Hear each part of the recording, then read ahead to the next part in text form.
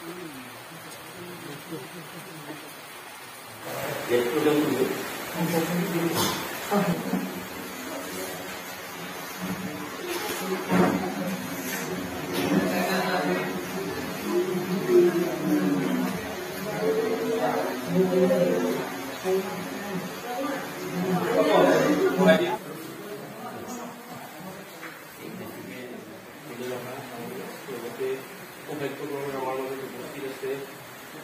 সাহিত্য সভাৰ সম্পাদক তথা ৰাভা ডিপ্লোমা পৰীক্ষাৰ সচিব সন্মানীয় মাটিৰাম ৰথাদেৱ,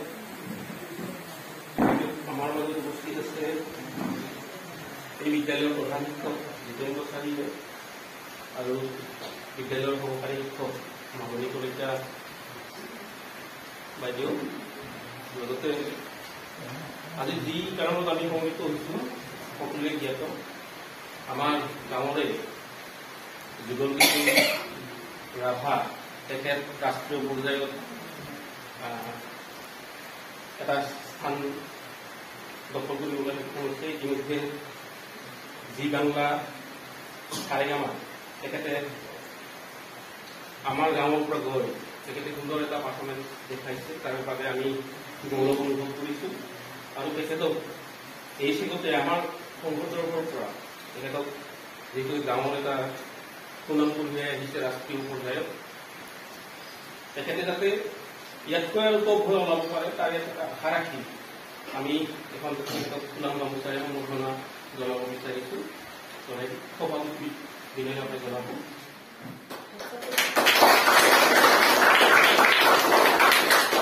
তেখেতক সম্বৰ্ধনা জনাব আৰু তেখেতৰ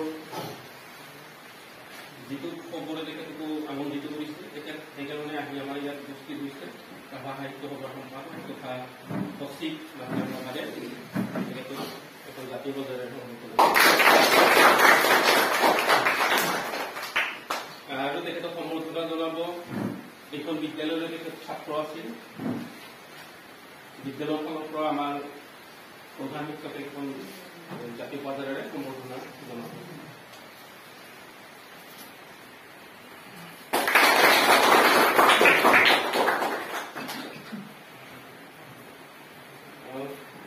তেখেতক উৎসাহ যোগৰ কাৰণে চমুকৈ কিছু বক্তব্য ৰাখিব আমাৰ সাহিত্য সভাৰ সম্পাদক যিটো আছে ৰাভা ডিপ্লোমা পৰীক্ষাৰ বৰ্ডৰ সচিব, তেখেতক উৎসাহ দিয়াৰ কাৰণে চমুকৈ দুআষাৰ কোৱাৰ কাৰণে অনুৰোধ কৰোঁ। তেখেতৰ জি বাংলা সাৰেগামাত প্ৰদৰ্শন থকা পাৰফৰ্মেঞ্চৰ কাৰণে আমি অঞ্চলটোৰ গৌৰৱান্বিত। আৰু এই খবৰ মই ৰাখি আছিলোঁ বা আমি ৰাখি আছোঁ কাৰণে উৎসাহ উদ্দীপনা দিয়াৰ কাৰণে আজি আহিবলৈ গম পোৱাত তেখেতক লগ পোৱাৰ কাৰণে বা শুভেচ্ছা দিয়াৰ কাৰণে আহিছোঁ। আৰু যিহেতু জাৰ্ণি কৰি আহিছে তেখেতৰ কিছু ভাগৰুৱা হ'ব, তেতিয়া আমি বক্তব্য ৰাখি বা বিশেষ কথাক লৈ ইয়াত আবদ্ধ কৰি ৰাখিব খোজা নাই। তেখেতৰ ঘৰত গৈ জিৰণিৰ কথা থাকিব। আমি ইয়াৰ যিখিনি গিৰিগাঁও যুৱ ক্লাবে বা গিৰিগাঁও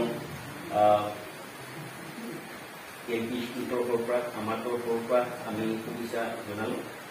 ইমানকে কৈ তেখেতে ৰাষ্ট্ৰীয় পৰ্যায়ত উজলি উঠক, আমাৰ অঞ্চলটোৰ নাম আৰু উজ্জ্বল কৰক, এইটোৱে মোৰ কামনা কৰিছোঁ।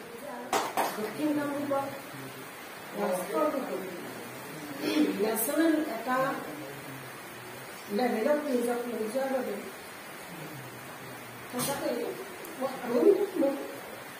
আমি লৈছোঁ, ভাল লাগিছিল। এইকাৰণে মই খুবেই ভাল পাওঁ, কষ্ট কৰা মানুহক খুব বেছি ভাল পাওঁ। আৰু যিটো যুগলৰ প্ৰচেষ্টা, এই প্ৰচেষ্টা এই গাঁৱৰ মাজত দেৰিগাঁও বুলি ক'লে কিমান মানুহৰ ডিষ্ট্ৰিক্ট নপৰা এখন গাঁও, কিমান ভিতৰৰ এখন গাঁও। আজিৰ পৰা 10 বছৰ আগত মই আহি যিটো পৰ্যায়ত দেখিছিলোঁ, সেই পৰ্যায়ৰ পৰা ওলাই আজি যুগলে গৈ ৰাষ্ট্ৰীয় পৰ্যায়ত দেৰিগাঁৱক প্ৰতিনিধিত্ব কৰিছে। তাতকে হয়তো ভাল লগা কথা দেৰিগাঁৱৰ কাৰণে নাই। মই অদ্বিতীয় যেন পাওঁ যুগলক। সঁচাকৈ খুব খুব আনন্দিত। আচলতে আজিৰ কথাটো যদি আগতীয়াকৈ গম পালোঁ হয় অকণমান আমি বেলেগ ধৰণে আয়োজন কৰিব পাৰিলোহেঁতেন আৰু লাগিছিল কিন্তু হঠাৎ গম পালোঁ মাতিব যাওঁতে যা নহওক আমি গমেই পাই আছোঁ যুগলে যিটো এটা মানসিক চেষ্টা বা তেওঁৰ যিটো এটা অন্তঃকৰণেৰে তেওঁ সংগীতক যিটো সাধনা হিচাপে লৈছে এই দিশেৰে যুগল আগবাঢ়ি যাওক আৰু ইয়াতকৈ আৰু বেছি ভাল পাৰফৰ্মেঞ্চ দি এটা এনেকুৱা স্তৰলৈ যাওক আমি যাতে মানে যুগলক লৈ গোটেই ভাৰতবৰ্ষলৈও গৌৰৱ কৰিব পাৰোঁ অসমক সাঙুৰি মই সেই কামনা ৰাখিলোঁ সদায় মোৰ বাকীত ৰাখিছোঁ যদিও মই ষ্টুডেণ্ট হিচাপে পোৱা নাছিলোঁ পিছত আহিছোঁ তথাপি আশা কৰিছোঁ যুগলে এই সাধনা অব্যাহত ৰাখিব আৰু এই সাধনাৰে যুগলে আগুৱাই গৈ নিজকে প্ৰতিষ্ঠা কৰিব আমাৰ সংগীত জগতৰ এগৰাকী তৰা হিচাপে এইখিনি মোৰ বাকীত ৰাখিছোঁ আৰু বেছি দীঘলীয়া কৰিব আজি অনুষ্ঠিত প্ৰশাসনক ইমানতে আমি সামৰণি